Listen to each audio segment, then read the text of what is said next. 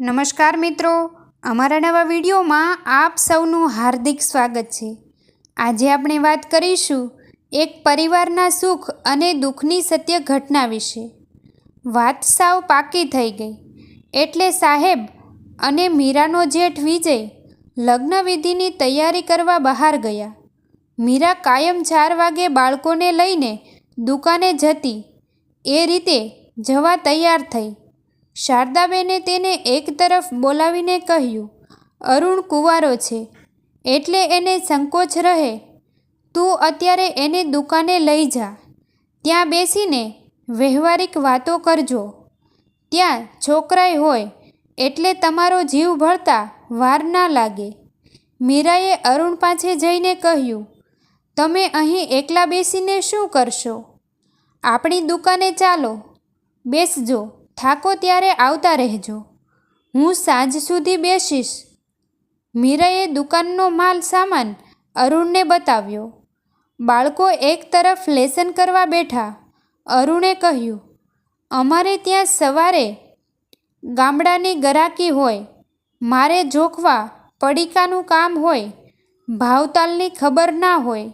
મીરા બોલી, મારેય એવું થતું એટલે માલ ભેગી ભાવની ચિઠ્ઠી મૂકી રાખતી ને નોટમાંય લખી રાખતી, હવે મોઢે યાદ રહી જાય છે, તમને ધીમે ધીમે ફાવી જશે। એ દરમિયાન થોડા ગરાક આવ્યા। અરુણે માલ જોખી દીધો, વેપાર બચતની વાત નીકળી।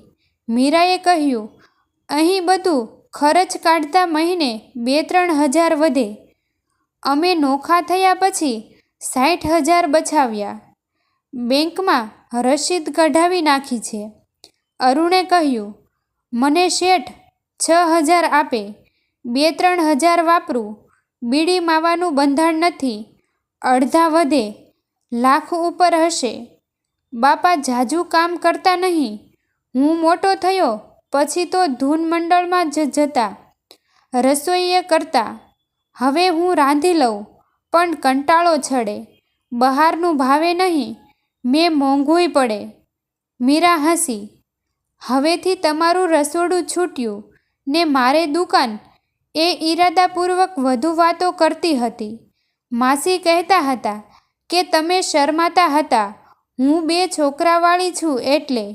હા, પહેલાં એવું લાગ્યું પણ વિચાર કર્યો, માં તો નાનપણથી નથી, શરમ રાખીને એકલું રહેવું, એના કરતાં આ સારું।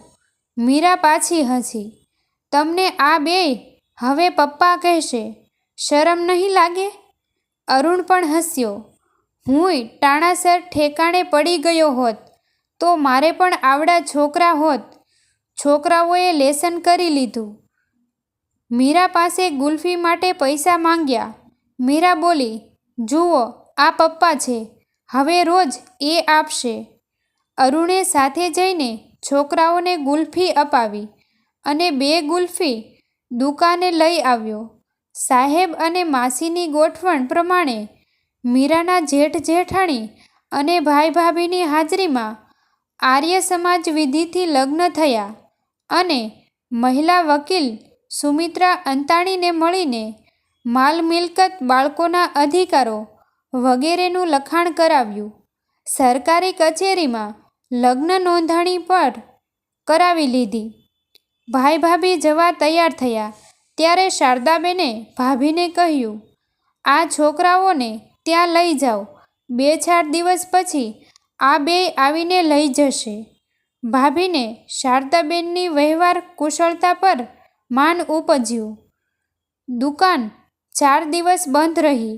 બંને અરુણવાળે ઘરે જઈ આવ્યા, કુટુંબના વડીલોના આશીર્વાદ લીધા અને ભાઈને ઘરેથી બાળકોને તેડી આવ્યા અને છકલીના માળા જેવું નાનું ઘર ફરીથી કિલ્લોલ કરતું થઈ ગયું। એક દિવસ ખૂબ હસતા હસતા મીરાએ પૂછ્યું, માસી હવે શું કરવું? ધ્યાન રાખ્યું હતું તોય માસી સમજી ગયા, હસ્યા, એમાં હું શું કહું, તમે જાણો ને તમારું કામ જાણે।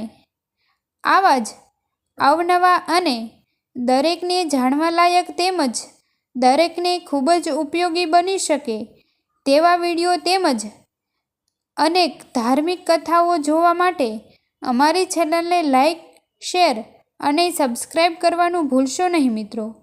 જો તમને વિડીયો પસંદ આવ્યો હોય તો વિડીયોને તમારા અન્ય સગા સંબંધીઓ તેમજ મિત્રો સાથે શેર કરવાનું ભૂલશો નહીં મિત્રો. થેન્ક યુ મિત્રો. મળીએ છીએ એક નવા વિડીયો સાથે. આભાર.